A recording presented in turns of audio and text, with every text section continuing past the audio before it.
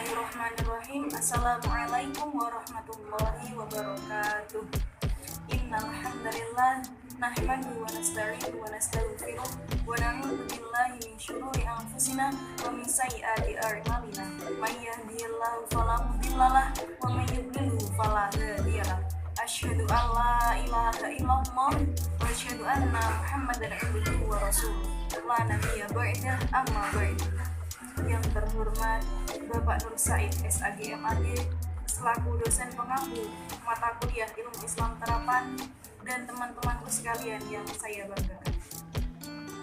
Puji syukur kehadirat Allah Subhanahu wa taala yang telah melimpahkan rahmat, taufik serta hidayahnya kepada kita sehingga kita mampu mengerjakan tugas UAS tanpa ada suatu halangan apapun. Salawat beriring salam marilah kita aturkan kepada junjungan alam Nabi Yuna Muhammad sallallahu alaihi wasallam. Biqaulina Allahumma sholli ala sayyidina Muhammad wa ala ali sayyidina Muhammad. Semoga kita semua mendapatkan syafaatnya di yaumul akhir kelak. Amin ya rabbal alamin. Amin. Dalam pepatah dikatakan, tak kenal maka tak sayang. Oleh karena itu, perkenankanlah saya untuk mengenal diri. Nama Nidia Fitriandari dengan NIM 2030110035 dari instansi Institut Agama Islam Negeri Kudus, Fakultas Usuluddin, Program Studi Ilmu Al-Quran dan Tafsir tahun akademik 2020-2021, kelas A1. Baiklah, di sini saya akan menyampaikan sedikit berkenaan dengan bagaimana sih pengimplementasian Islam dalam kehidupan sehari-hari.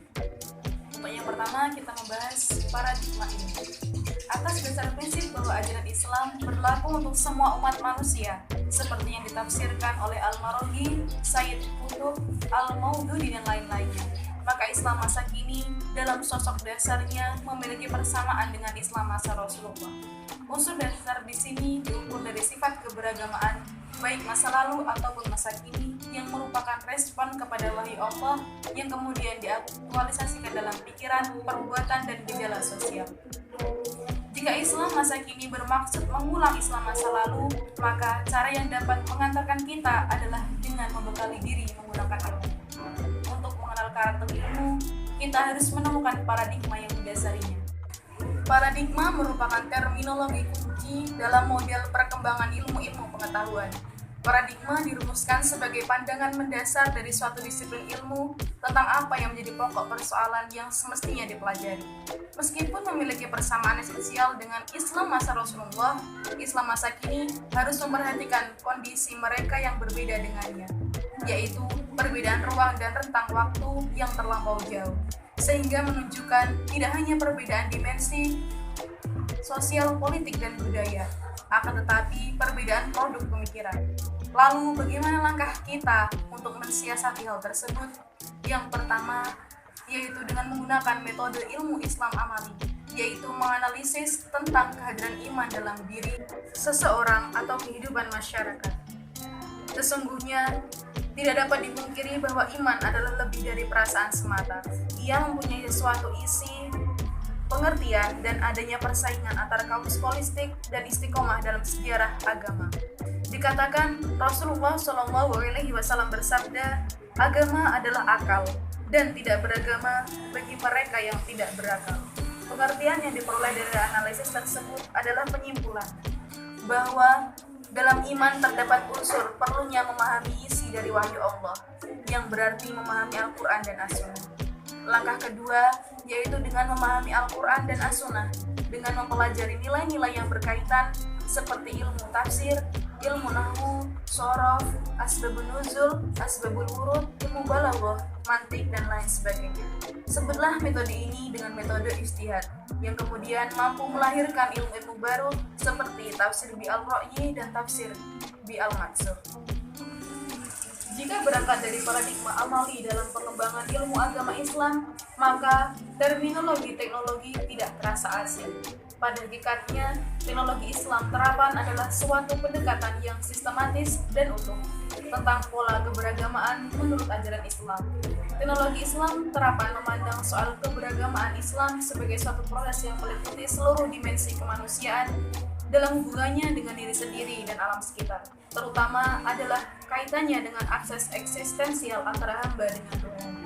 Kemudian, setelah masing-masing teknologi Islam terapan untuk satuan perilaku iman dapat disiapkan, maka langkah selanjutnya adalah menyiapkan tenaga terampil yang dapat melakukan praktek lapangan. Maka inilah wujud pertanggungjawaban dari suatu ilmu, yaitu dipelajari kemudian diamalkan. Karena ilmu tanpa pengamalan bagaikan pohon tidak berbuah. Al-ilmu bila amarin kasyajari bila samarin. Ilmu tanpa pengamalan bagaikan pohon yang tidak berbuah. Relevansi antara ilmu Islam terapan dengan ilmu Al-Quran dan tafsir tentunya sangat berkaitan, searah, dan berkesinambungan. Al-Quran sebagai kalamullah yang diwahyukan kepada Nabi Muhammad SAW.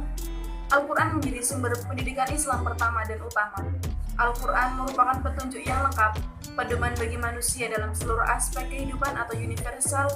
Segala ijtihad dan pengambilan sumber-sumber hukum harus berorientasi kepada prinsip dan nilai-nilai Al-Quran. Baiklah, dari sedikit pemaparan di atas, dapat kita tarik kesimpulan bahwa penerapan Islam dalam kehidupan sehari-hari harus mengacu terhadap nilai-nilai Al-Quran. Karena dengan berpegang teguh kepada nilai-nilai yang terkandung di dalamnya akan mampu mengarahkan dan mengantarkan manusia bersifat dinamis, kreatif, dan inovatif. Dengan sikap ini, maka pengamalan Islam akan senantiasa terasa dan mampu menciptakan hasil yang berkualitas, yang mampu bertanggung jawab terhadap segala aktivitas yang dilakukan. Oleh karena itu, mari para generasi muda penerus bangsa tingkatkan kualitas iman kita dengan kecintaan terhadap ilmu, dengan kepedulian terhadap sekitar. Majunya bangsa ini karena kita. Syubbanul yaum rijalul ghad. Pemuda hari ini adalah pemimpin di masa depan.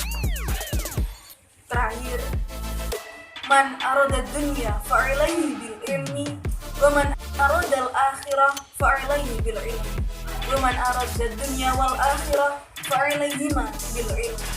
Barang siapa yang menginginkan dunia, maka dengan ilmu, dan barang siapa yang menginginkan akhirat, maka dengan ilmu, dan barang siapa yang menginginkan dunia dan akhirat, maka dengan ilmu. Begitulah pentingnya suatu ilmu. Demikianlah yang dapat saya sampaikan. Apabila terdapat kekurangan, maka datangnya dari saya, dan apabila terdapat kelebihan, maka itu datangnya mutlak dari Allah Subhanahu wa Ta'ala. Innal liqa ma'as salamah. Wassalamualaikum warahmatullahi wabarakatuh.